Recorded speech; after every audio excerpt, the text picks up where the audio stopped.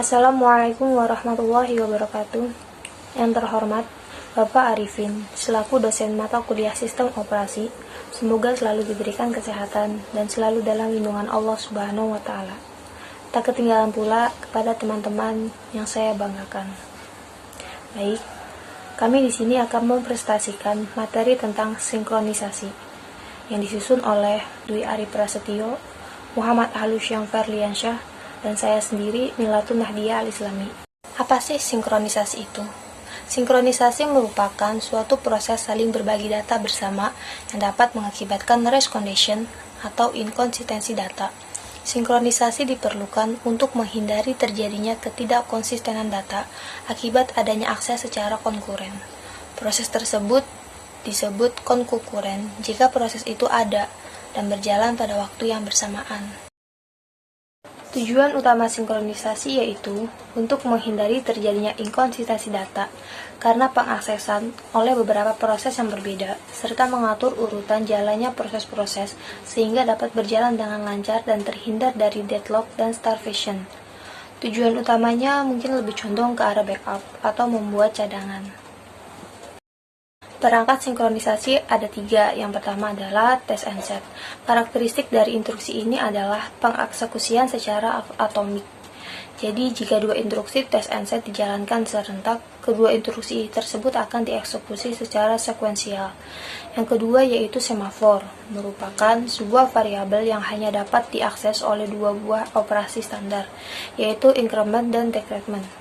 Dan yang terakhir adalah monitor, digunakan untuk menangani masalah yang akan muncul karena pemakaian semafor. Lanjut slide yang ketiga mengenai masalah pada sinkronisasi. Yang pertama yaitu race condition. Race condition merupakan suatu kondisi di mana 2 atau lebih proses mengakses sumber daya secara bersama-sama. Untuk yang kedua yaitu critical section, merupakan suatu kode segmen dari proses-proses yang memungkinkan terjadinya race condition. Adapun beberapa kode dalam critical section. Kode tersebut yaitu pertama entry section, yaitu kode yang difungsikan untuk masuk ke dalam critical section.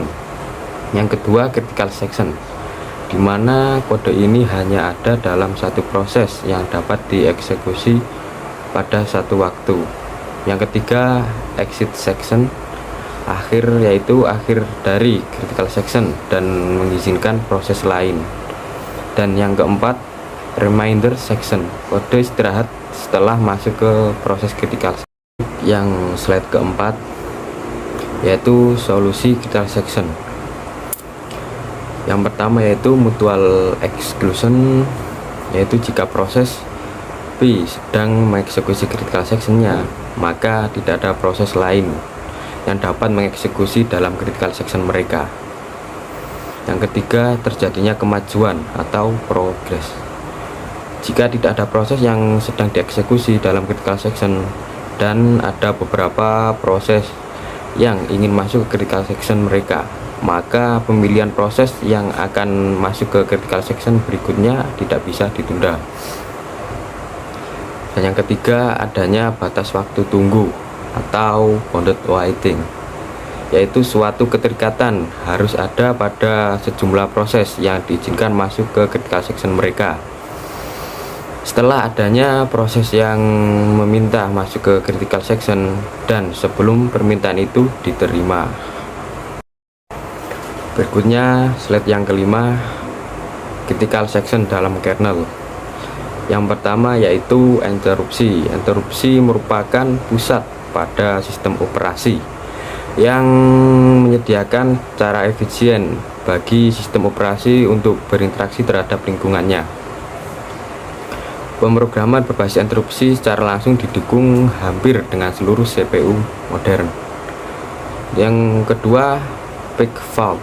Peak fault merupakan exception untuk permintaan alokasi pack ke memori. Dalam konteks memori maya, peak fault sering disingkat sebagai fault.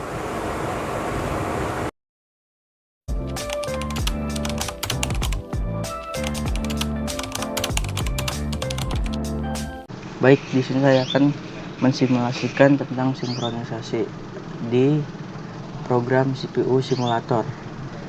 Yang pertama, untuk melakukan sinkronisasi kita harus mengklik compiler ini,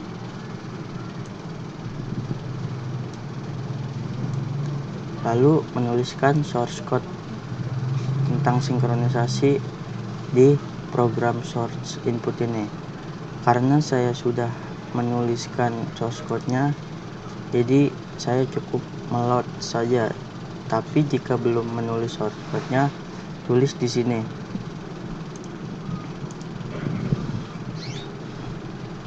Nah, ini dia source code-nya. Nama programnya Critical Region Subthread 1 Street Write Line in thread 1 dengan nilai 1-20. Subthread 2 Street Write Line in thread 2 dengan nilai 1-12.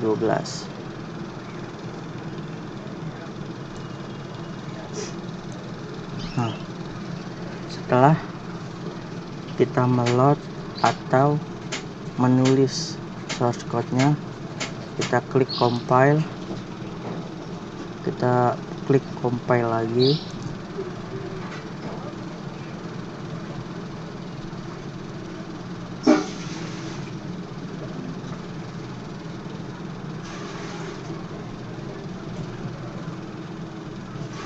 Nah, apabila sudah seperti ini, boleh di save source code-nya agar nanti ketika ingin mencobanya langsung meload saja. Nah, di sini sudah tampil binary code-nya. Boleh binary code-nya boleh di save, nanti bentuknya adalah bin. Nah, selanjutnya yang kita lakukan adalah dengan merubah base address ini menjadi 100, lalu mengklik load in memory. Nah, apabila sudah di tampilan menu CPU simulator ini, klik OS 0.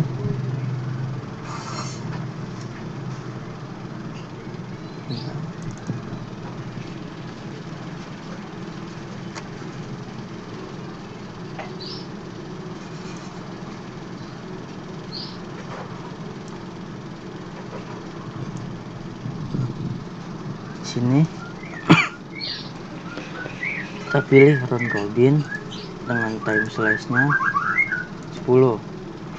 Terus kecepatannya kita ubah ke fast.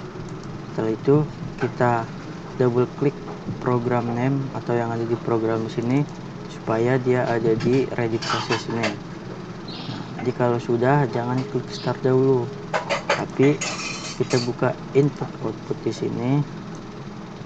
Kita pilih stay on top. Setelah itu kita buka lagi OS 0, baru kita start.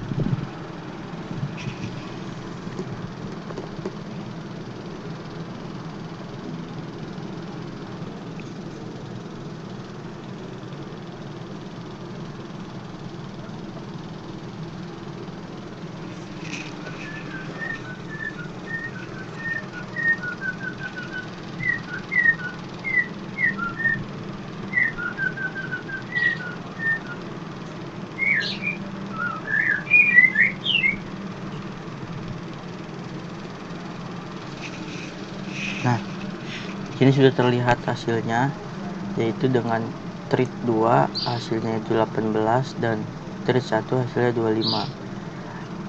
Mengapa tidak sinkron sesuai dengan source code yang kita ketik tadi, yaitu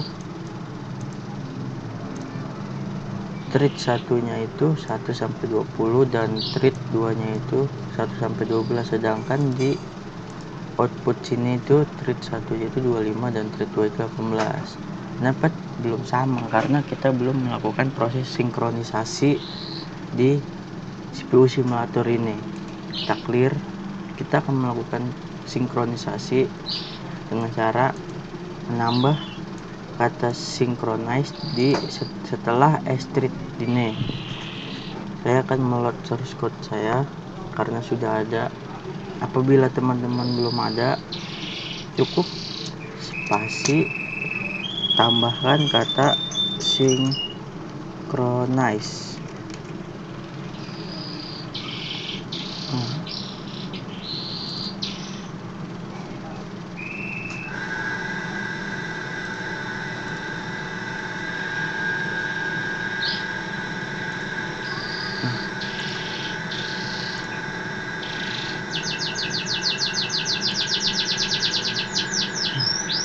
Nah, cukup kita tambahkan kata synchronize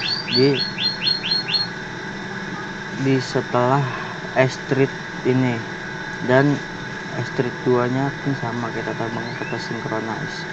Sedangkan yang di sini kan tadi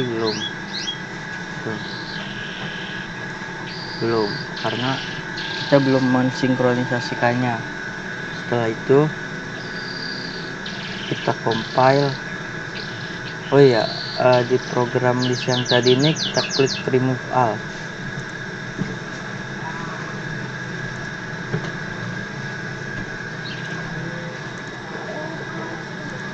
Nah, setelah itu kita compile.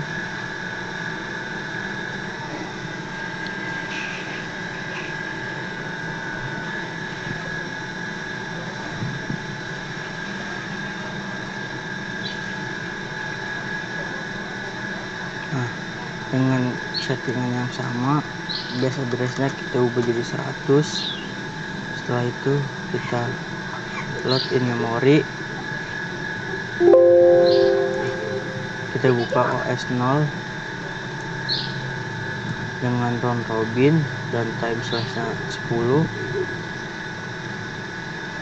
CPU speed-nya kita ubah ke fast, double klik program name-nya supaya dia pindah ke ready process. Nah, apabila sudah, buka outputnya, terus klik start.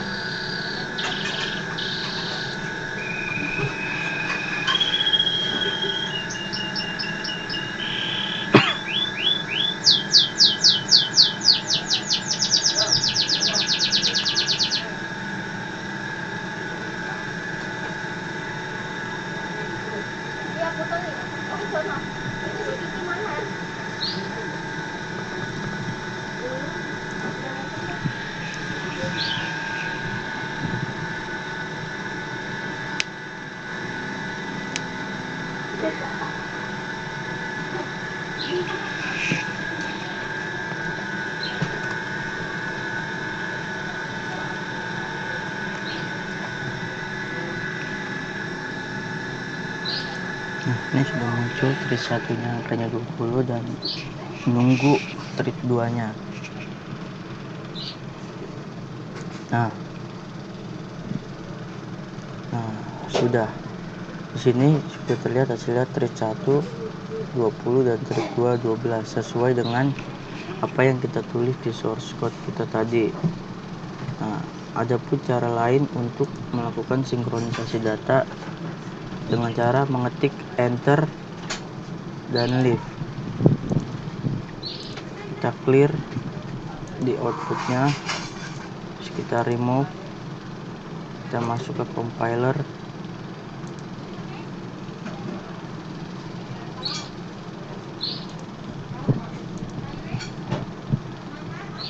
Nah, kita bisa melakukan sinkronisasi dengan cara menulis enter di bawah write line dan leave di bawah write line treat 1 G sama dengan. Begitupun di treat 2, kita tulis enter di bawah write line in treat 2 dan leave di bawah write line treat 2 G sama dengan. Tidak perlu menambahkan sinkronisasi di S-Street ini, karena kita sudah menambahkan enter dan leave. Setelah itu kita compile.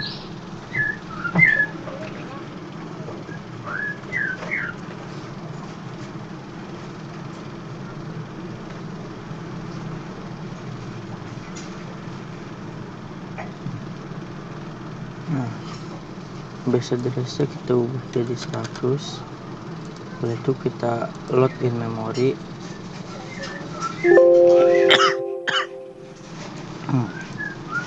Nah, kita buka OS 0. Round robinnya masih sama dengan yang tadi, itu 10. CPU nya fast. Kita klik 2 kali program listnya. Tidak lupa kita perhatikan input outputnya. Setelah itu kita start.